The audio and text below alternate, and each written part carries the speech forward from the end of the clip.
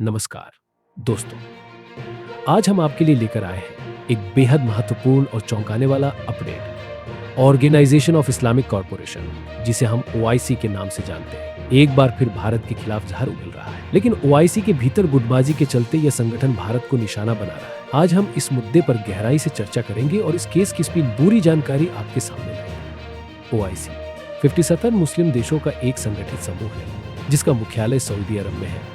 इस संगठन का गठन 1919 में हुआ था और इसका उद्देश्य इस्लामिक देशों के बीच सहयोग बढ़ाना और इस्लाम के हितों की रक्षा करना है। आज इस संगठन के भीतर कई ऐसे देश शामिल हैं जो भारत के साथ अच्छे रिश्ते रखते हैं। उदाहरण के लिए सऊदी अरब और यूएई ने हमेशा भारत के साथ अपने मजबूत आर्थिक और राजनीतिक संबंधों का समर्थन किया है। लेकिन जब कश्मीर के मुद्दे पर बयानबाजी होती है तो ये देश चुप क्यों हो जाते हैं? पिछले कुछ महीनों में कट्टर मुस्लिम देशों ने पाकिस्तान के प्रति अपनी समर्थन दिखाया है, खासकर कश्मीर के मामले में। पाकिस्तान ने कई बार कश्मीर को अंतर्राष्ट्रीय मुद्दा बनाने की कोशिश की। क्या यह दोगलापन है? हम जानेंगे इसके पीछे के कारण और ओआईसी की हालिया मीटिंग में क्या हुआ।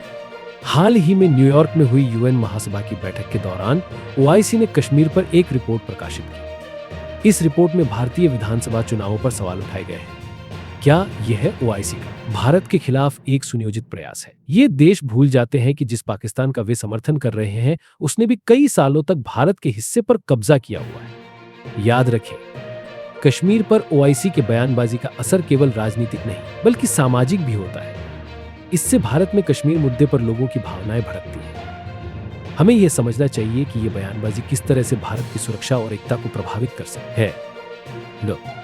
अब बात करते हैं चीन की, जिसने भारत को अंतर्राष्ट्रीय मंच पर घसीटने की योजना बना ली है। हाल ही में एक अमेरिकी अधिकारी ने खुलासा किया कि चीन की एक परमाणु पावर्ड सबमरीन परमाणु पावर्ड सबमरीन पानी में डूब गई। यह घटना चीन की मिलिट्री पर उठते सवालों को और भी गहरा कर देती है। क्या यह एक संकेत है कि चीन अपनी सैन्य शक्ति को बढ़ाने में असफल हो रहा है, या फिर यह एक रणनीतिक गलती है जो उसकी कमजोरियों को उजागर करती है? अरुणाचल प्रदेश में चीन ने एक बार फिर से अपने दावे ठोकने की कोशिश की है। भारत ने हाल ही में एक पर्वत का नाम छठे दलाई लामा के नाम पर रखा, जिस पर चीन की प्रतिक्रिया बेहद नकारात्मक रही। चीन ने पहले भी अरुणाचल प्रदेश के नाम बदलने की कोशिश की थी, लेकिन भारत ने हमेशा इसका कड़ा विरोध किया है। क्या यह एक नई अंतर्राष्ट्रीय बहस का आगाज है? यदि चीन इस मामले को आगे बढ़ाने की कोशिश करता है तो हमें क्या कदम उठाने चाहिए? क्या भारत को इसे एक सीमा तक ही सीमित रखना चाहिए या इसे एक बड़े अंतर्राष्ट्रीय विवाद में बदलने का खतरा है? इस बीच भारत का विदेशी मुद्रा भंडार अपने उच्चतम स्तर पर पहुंच गया है, 692 अरब डॉलर तक। क्या यह भारत की आर्थिक स्थिति को मजबूत करने का संकेत है? भारत ने अपने विदेशी मुद्रा भंडार को बढ़ाने के लिए कई उपाय किए हैं। यह केवल एक आंकड़ा नहीं है, बल्कि यह भारत की आर्थिक स्थिरता और वैश्विक स्तर पर उसकी स्थिति का एक महत्वपूर्ण संकेत है।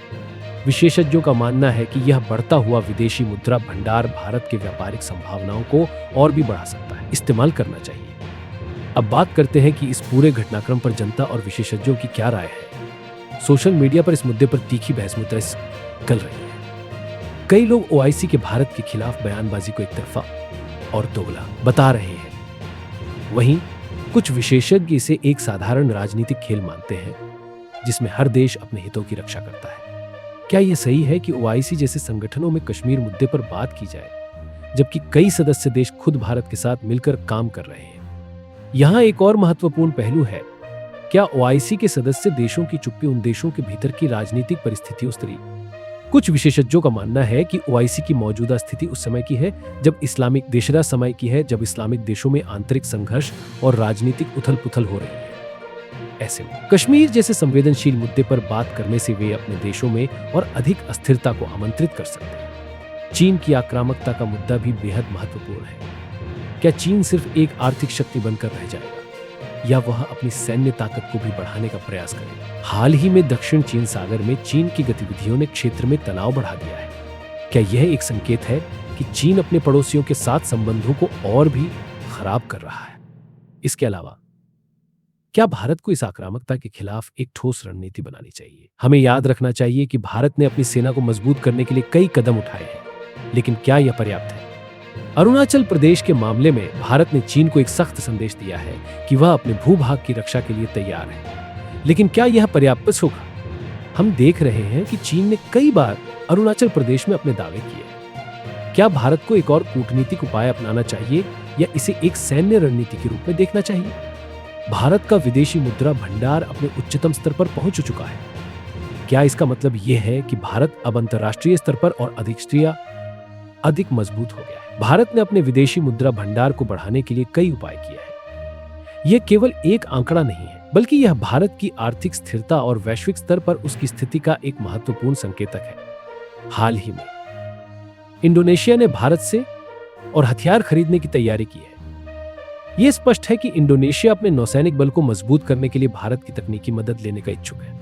क्या यह केवल हथियारों की खरीद है या यह एक बड़ी रणनीतिक साझेदारी का संकेत है? इससे न केवल भारत की रक्षा क्षमता बढ़ेगी, बल्कि क्षेत्रीय सुरक्षा को भी मजबूत किया जा सकेगा। आगे की ओर बढ़ते हुए भारतीय सेना में शामिल होने वाले अमेरिकन AH-4E आक्रमण हेलीकॉप्टरों का मामला भी बेहद महत्वपूर्ण है। ये हेलीकॉप्टर भारत की रक्षा में महत्वपूर्ण भूमिका निभा सकते हैं, हालांकि इनकी डिलीवरी में देरी हो रही है। क्या यह केवल एक आपूर्ति श्रृंखला का मुद्दा है या इसके पीछे कुछ और राजनीतिक कारण भी हैं? तो दोस्तों, आपके लिए सवाल है, इन घटनाओं पर आपकी क्या राय है? क्या आपको लगता है कि OIC का भारत के खिलाफ बयानबाजी करना उचित है? क्या हमें चीन की आक्रामकता को लेकर और अधिक सजग रहना चाहिए? हमें अपने विचार कमेंट्स में बताएं। यदि आपको हमारी यह रिपोर्ट पसंद आई हो तो कृपया इस वीडियो को लाइक करें और हमारे चैनल को सब्सक्राइब करें।